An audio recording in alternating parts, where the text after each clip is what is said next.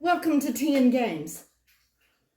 The tea today is Golden Yunnan, and it is too hot to drink because I just made it. We'll get to the tea a little bit later. It is from Tea Runners, another tea from Tea Runners, not a paid promo. I just like their teas, so probably about half the time they're the tea I'm drinking. The Golden Yunnan has a wonderful flavor, very Yunnan. With a lovely hint of fruit when it's not quite as hot as it is right now. So, what did we play this weekend? We played a lot of games. Remember I said in another video, it's like, wow, you can get a lot of plays in if you play small games. Well, yeah, that's why our numbers are big this weekend, is because we played a lot of small games. A couple of the small games that we got recently, we are still binging. So, and actually played on a weeknight. Friday night, we played 3 games of spots, which is very light, very luck-driven, though a little bit of strategy because you do have to make choices, and the tricks that the dogs, that your dogs do, what you choose, the action that you choose to do on your turn, you've got choices there, and there are a stack of trick cardboard pieces there to choose from, and you lay out, I think, 6 or 8. I don't remember now. I'm just visualizing 6, 8. Oh gosh, I don't even know. You lay them out and you choose them on your turn, and yeah, here they are. But you've got a big stack to choose from, and you choose by color, so that you've got each color category represents a certain type of action, you might say. You will always use howl and roll over because they are so very, very useful. But you might also, there are ones that they say to use for your first game. Oh gosh, I didn't even pick them all up. Yes, there are even more.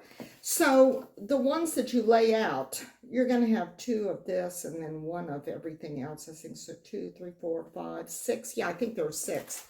And these are your treats, the dog bone treats, which are wooden, and that's very nice. And you've got massive bag of dye and your little doghouse that you bury the unused dice on, which makes it tricky. Although Robin and I do not get caught by the unused dice all that often because we are fairly conservative in our choices, and there is an option to push your luck quite a bit in this game, and we tend not to. But yeah, there are some interesting decision-making choices here. So it's not completely luck, but if you like luck, push your luck, and you're looking for something nice that you can play, like very light, when you just want to play a game and loosen up a little bit, and you just feel like you're just not going to need something that's going to be too taxing. This could be a choice. Though, I mean, if you just don't think very much about what choices you make, you can get into very big trouble very quickly in this game.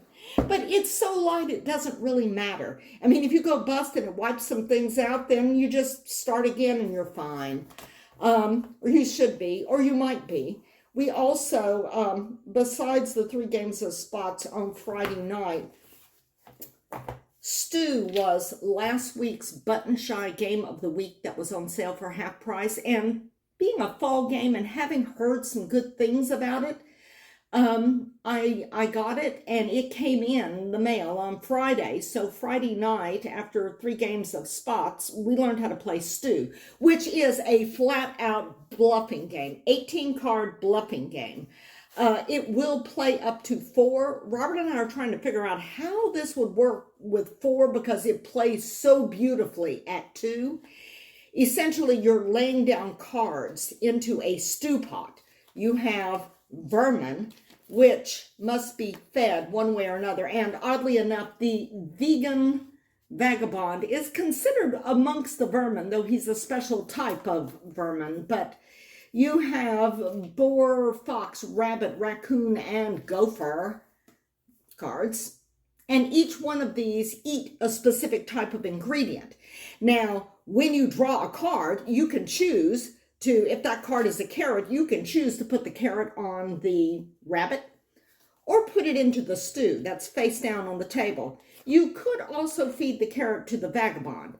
The vagabond you lose 3 points if there's chicken in the stew when it's time to score, but you gain 3 points if chicken is not in the stew. Now, if the vagabond is fed before the stew pot is done, then you don't lose or gain 3. He's out of the picture. But if you don't feed the rabbit, then when the stew pot is done, if there are carrots in the stew, which if you don't feed the rabbit, there's I don't know. If you don't feed, the vagabond could get the carrot, but there's more than one carrot. If you don't feed the rabbit, then the rabbit will take the carrot from the stew. So, and the fox will, if there's chicken in the stew, the fox will eat the chicken. And you might say, well, this just seems too simple. I mean, how would the vagabond score or whatever? But you see, besides the chicken, which is worth 5 points, there is also a stone, which is worth -3. And you can put the stone on any of those. So your opponent or opponents is not going to know for sure. I mean, if you laid down a card on top of the fox, there's no way anybody can know until the stew is assessed whether or not you gave the fox a chicken or a stone. Ditto with the vagabond. You don't know what the vagabond was given to eat, if he's given anything to eat. And you can leave him blank and take your chances, not feed him before the stew and take your chances that there's no chicken in the stew, that perhaps the chicken went onto the fox. It is a flat-out bluffing game, and it is a lot of fun. You have carrots, leeks, the stone, garlic, lots of potatoes. You have more potatoes than anything else. There are 2 garlics. If you put one in the stew, you get 6 points, but if both of them are in the stew, you only get 1. And so there's a little bit of variability in there in terms of making your choices as to what to put down, because you call when you think that the stew has 12 points in it. And that's after vagabonds and rabbits and badgers or whatever have been fed. If you think at the end of it all, you're going to have 12 points in that stew pot, then you call stew and the round ends. The stew is turned over and assessed. Any unfed animals are fed, and the vagabond then assesses the pot to see if you get plus or -3 if he has not been fed. So it's really interesting because you're trying to get to 12 and you don't know what's been laid down. Your opponent or opponents don't know what has gone in. You only know your own ingredients. You know your ingredients, what you've put down, and you know what creatures have been fed. But you don't know what they've been fed, and you don't know what anybody else has put down. So you're trying to call stew when there's 12 or more points in the stew pot. And that would be in the stew pot after, like when you turn it over, you pull out the cards and lay them down on top of the animals that have not yet been fed, and then vagabond assesses. So, I mean, it's tricky. I mean, you might have, stew, and then there's that one potato that the raccoon was the only animal not fed, but that 1 point for that one potato was enough to have you not make 12. And if you call stew and don't get it, you get 0 points, and your opponent or opponents get 1. And it's first to 5 points. If you call stew and you are correct, you have got 12 in there after everything has been done and all of the varmints have been fed and the vagabond has assessed the pot, then you get 2 points. And your opponent gets none. So it's tricky. And it's a lot of fun. I thought we would enjoy this game, but I just had no idea just how much we would enjoy this game. And Robert loves this game. He wants to play this game like over and over again. He is the master of stew. I have won some rounds, but I have never won a game of stew. He's won every game we've played. He's just really good at bluffing, I guess. So that was Friday night, actually. And then Saturday, we played another game of stew because Robert wants to play stew again. And pretty much any day you're going to say Robert will want to play stew. It's just, I don't know, there's something just weirdly satisfying about it, more satisfying than you would think a bluffing game would be. This is, by the way, from Button Shy Games. If you have not already guessed that, they make 18-card wallet games. ButtonshyGames.com. This was a half-price game of the week last week. I believe this week's game is Skulls of Sedlick. And let me see, then Saturday, besides another game of Stew, we played 2 games of Sea Salt and Paper. The more we play this game, the more we like it. I mean, it is just more satisfying even than Stew. There is just something so satisfying about this game. And I mean, we just play it, like we play 2 games back to back, and this is going to be one of my go-to games. I was talking about it, it's like the last time I had a game that felt like this, like anytime we want to play a game, this is what hits the table, was when we got Rome. And which reminded me that we haven't played Rome in a while. And I mean, that used to be a game that we played like all the time, to the point where I had to sleeve the cards because they were becoming raggedy. But yeah, and that brings up a question about whether or not I should sleeve these, because we're playing this a lot. And if we continue, I mean, basically you got to assess, am I going to love it this much a year from now? And I'm kind of thinking the answer is yes. So yeah, we got in another couple of games of those, but the big news is that you may have noticed, like, short sleeves, I'm sweating here, I'm just so hot, drinking the hot tea, sunlight pouring in through the window. Fall has come and gone. We had fall. We had like about a week of fall. But we just decided we're going to go ahead and we're going to play fall games this weekend, even though fall left on Friday. And by Saturday, the temperatures were in the 70s, and I think it hit 80 on Sunday. And that's just the way it is here. But to get to the fall games we played,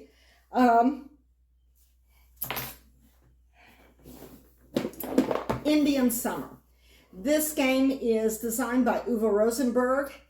It is one of the prettiest games that we own in terms of just how beautiful it looks on the table. It is a polyomino tile laying game. It is one of a set of 3 games that is part of a series that he did. The other was Spring, and the other was Cottage Garden. The 2 others were Spring and Cottage Garden. But honestly, this is probably the best. At least, I don't really like Spring Meadow very much. I enjoy Cottage Garden, but I play it more on the app than on the table. I do pretty well with it on the table because I play it so much on the app. There is an app for Indian Summer, and I've got it, but I never play it because I like this game on the table. It has these pieces here, these board pieces, onto which you place beautiful animal tiles. And I just knocked a tree over. Here is a little badger. And we've got, and I missed the bag. And we've got a fox. And these are not your main polyomino tiles. These are like the bonus extra tiles you place after you have already placed and picked up the treasures, as they call them, which are berries, mushrooms, and feathers that you place on the floor. This is your backpack. That is the player marker. It's got a cheat sheet on the back. This is what the board looks like. You notice it's gridded out. Unlike Patchwork, where you get a bonus thingy for a 7x7 grid, grids work a little bit differently on this. Every time you fill one of these grid areas here, then you pick up the treasures that are revealed on this. When you place the tiles, you're going to try to place these tiles so that the hole goes over one of these treasures, and then you put one of the treasure tokens, berry, nut, feather, or mushroom, over it. When you finish the grid, you pick those up, and those are essentially your currency in the game. And you don't get to spend them until you pick them up, so you need to finish these little grids. You can't just place things willy-nilly around here. And you have, for your single patches, for those of you who are familiar with Patchwork, we have squirrels, little red squirrels.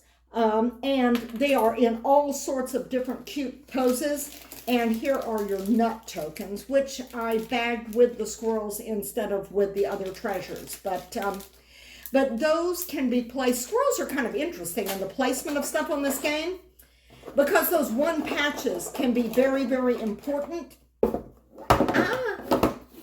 Yes, I'm knocking things over.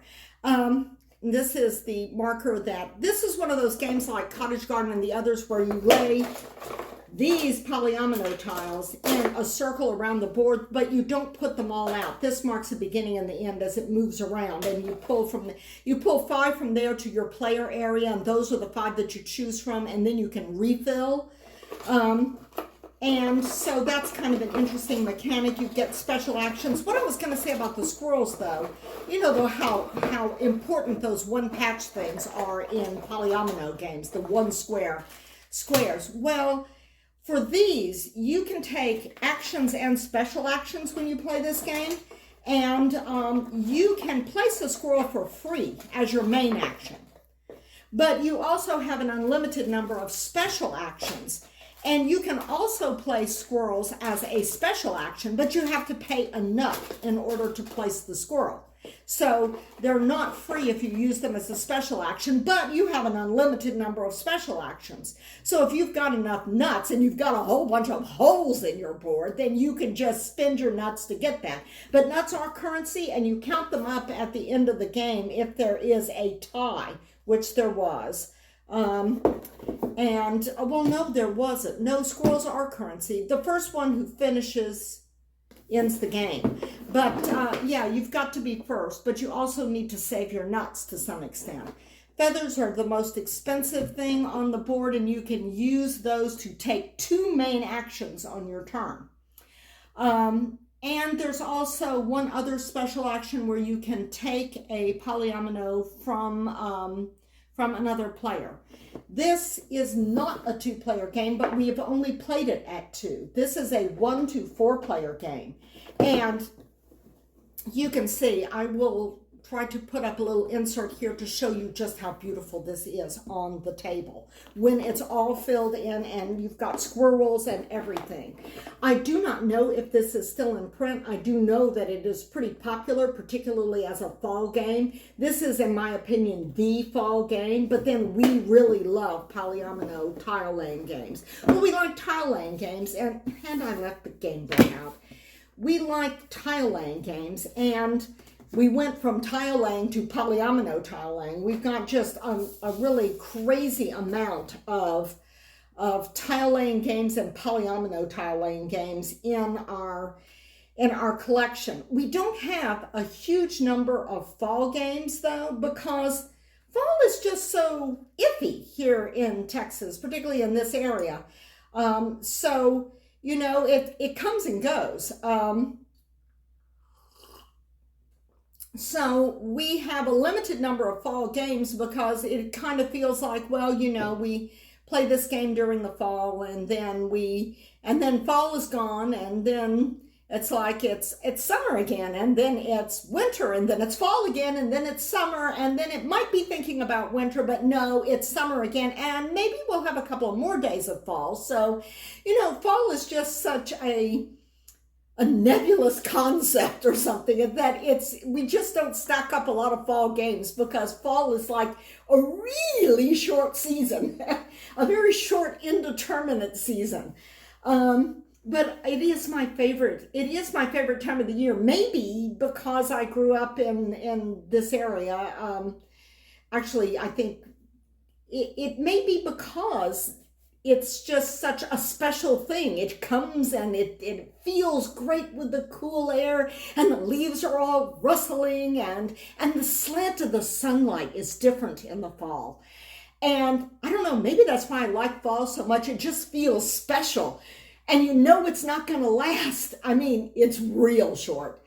Another fall game we played this weekend is Bosque. We played this on Sunday. Okay, this was on our unplayed game shelf for a long time. I think it's kind of hard to find. I'm not sure if it's in print.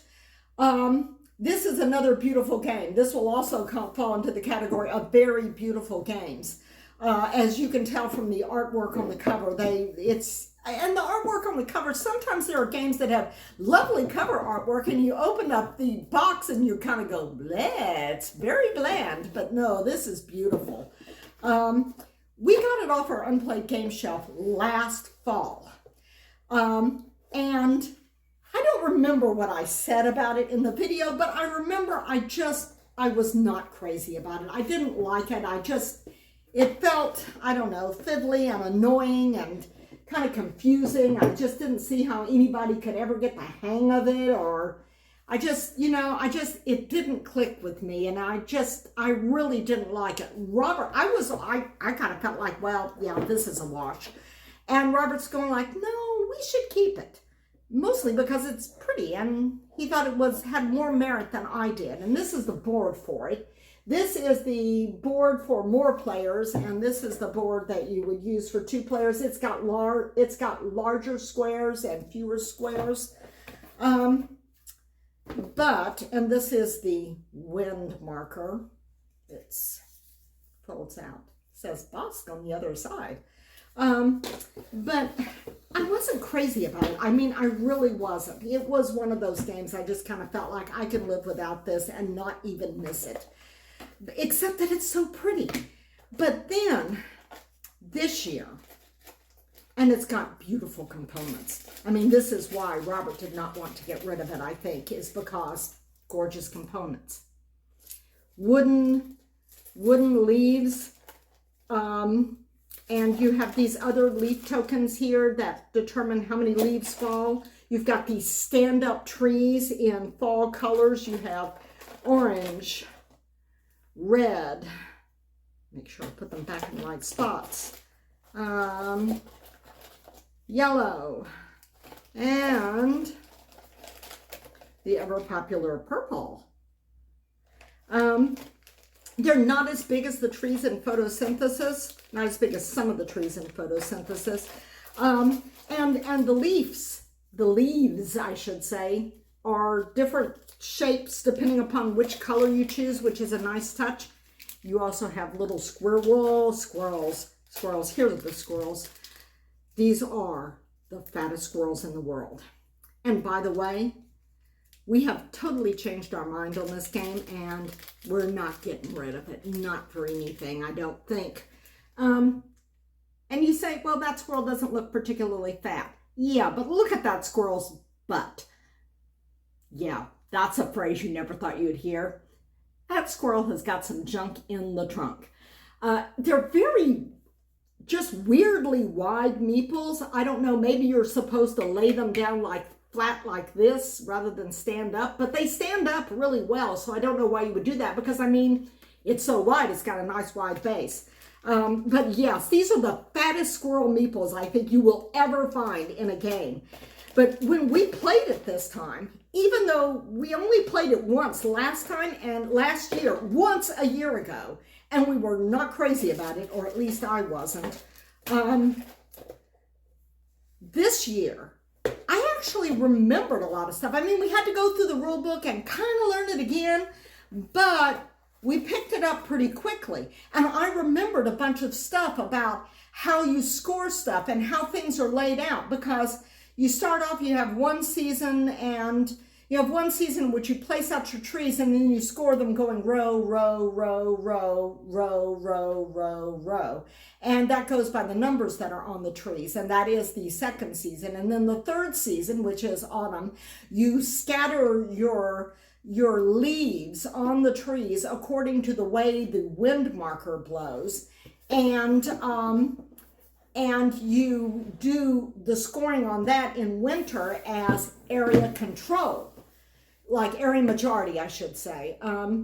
So, wow, you can't see the name of the game there, as area majority. And I won this game, and because I kind of like, I started thinking, when I played it last year, I thought, oh man, there's no way I can get my head around, like, you've got to place the trees out this way to optimize this scoring here, but then you don't know which way the wind is going to blow because it depends upon who places this there and that, and you're going like, and there's no way you can figure out how to optimize this thing. but I kind of did this time.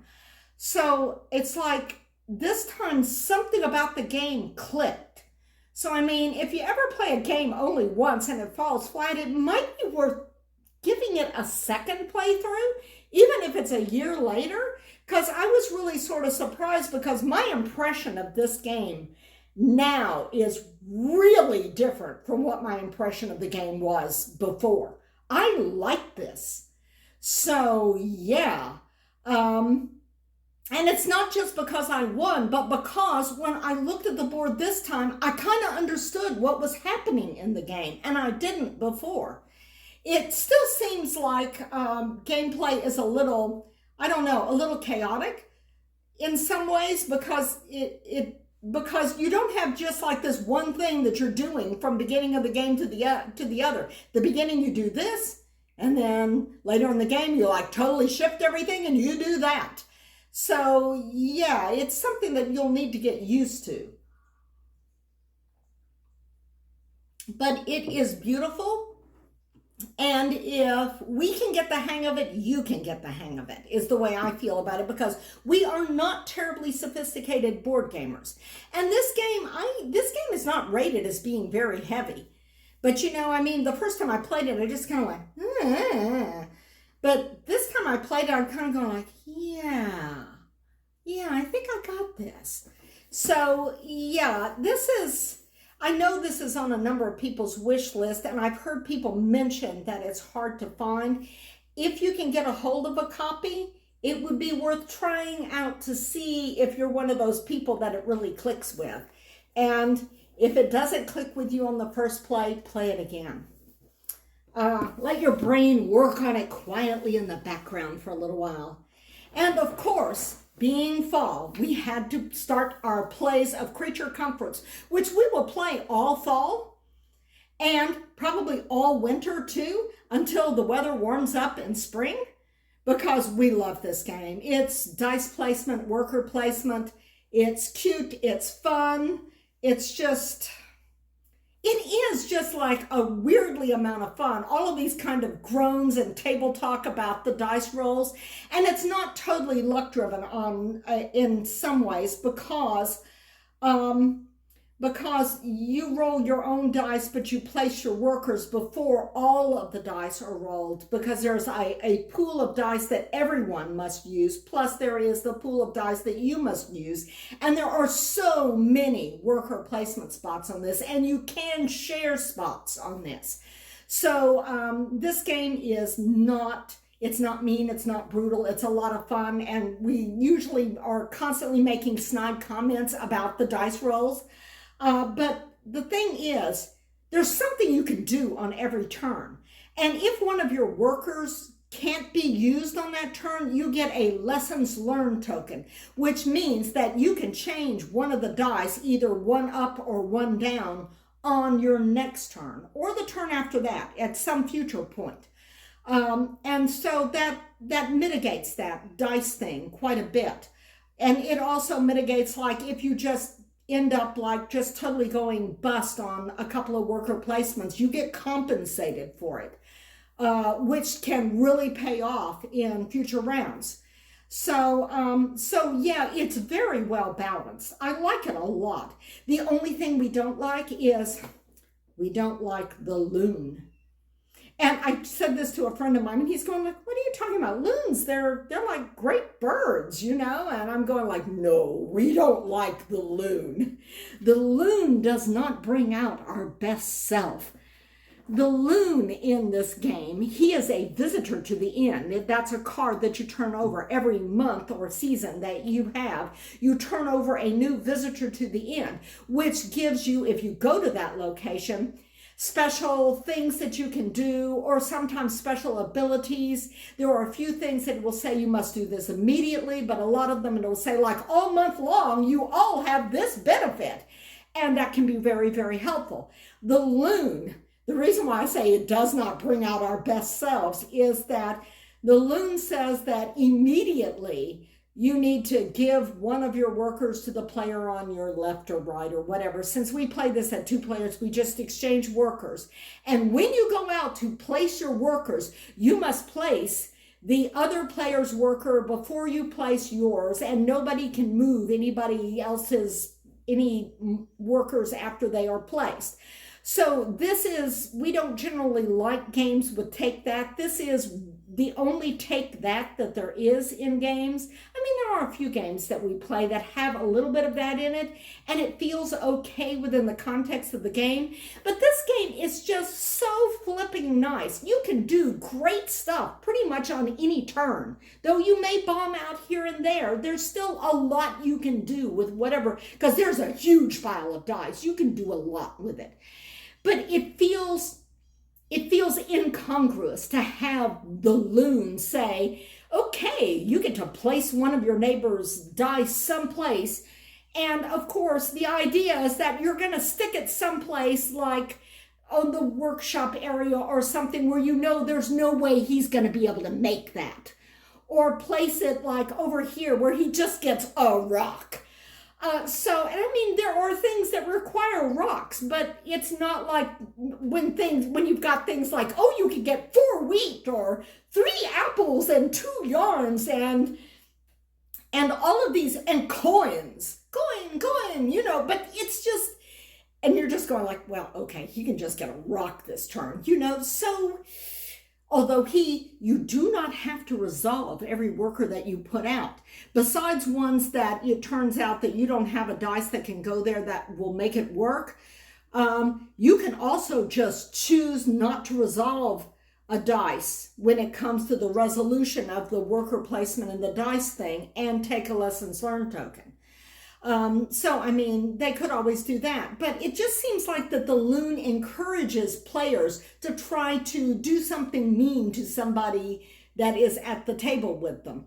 So it's like, sometimes we are nice to each other with the loon because we can kind of see certain stuff that the other player is doing, but sometimes the loon does not bring out our best selves, let's just say. It's like we do things to each other where we know that the other player is not going to be happy about and can't do anything about. So that is the only downside to creature comforts. And I might add, you do not get the loon in every game because the stack of visitor to the inn cards is more than the number of seasons months in the season and stuff that you're going to be turning over. So the loon may not come up in a game. But when it does, watch out. So those are all of the games we played this weekend. On Saturday, we also played another game of Stew, and we also played 2 more games of Sea Salt and Paper. And on Sunday, another game of Stew. And Spots, and Sea Salt and Paper, in addition to Bosk. So, yeah. But Stew, being, like warm, cozy food kind of game, it's also kind of a fall game, too. So, even if we didn't love it, we'd probably keep this in rotation just a little bit. We're going to keep playing Creature Comforts. I think we may play Bosk again because we've just kind of gotten the hang of it now, and it's looking more interesting than it did before. And we move these out of the way here. What else is coming up? Oh, it's that time. What else is coming up? Well, besides getting in random plays of other fall games, we're going to play Creature Comforts more. We're going to play Bosk War. We may get Indian Summer again. It's just so pretty. Oh, another thing about Bosk, it also has my favorite first player marker on it. So I'll try to put an insert somewhere earlier here on that. But besides the fall games, it's November. So I'm looking at my games in Board Game Stats app, BG Stats, and we still have some unplayed games. So I'm going to start trying to hit the unplayed game shelf a bit. I'm going to I've noticed that there are some games we love that we haven't played at all this year. And that's because we've gotten new games. And we're playing the new games as we get them, and we're also whittling down the unplayed game shelf. And that means that some of the games that we like have not hit the table yet this year. So we're going to try to play some of those like top favorite games that we haven't yet played this year, as well as try to whittle down that unplayed game shelf. We don't actually have that many games on the unplayed game shelf, but because some of the games are campaign games or games that need more players than we have, it's kind of hard to get them off the shelf. So we're going to be probably concentrating on the games that are on our unplayed game shelf that can be played with two.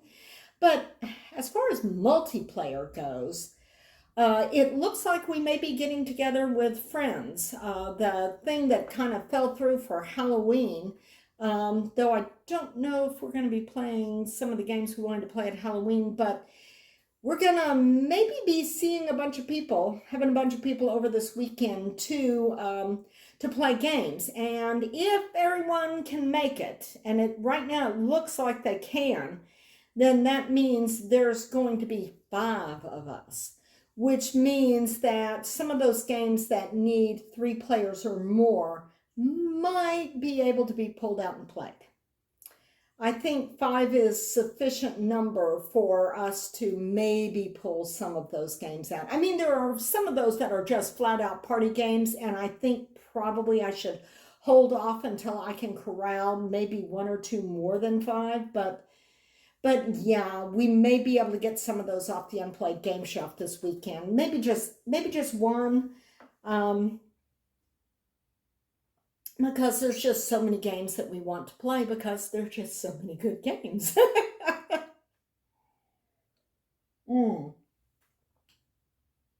This tea is so good. And my mug today says, I just want to work in my garden and hang out with my dog. Actually, I have 3 dogs, good dogs all, and the garden is doing well because we've had a little bit of cool weather, a little bit of rain, a little bit of warm weather. It's doing okay. And I am going to wrap this up, and I will see y'all next time around the table. It has been so good just sitting around the table chatting with y'all, and I appreciate y'all commenting. I like chatting with people in comments too.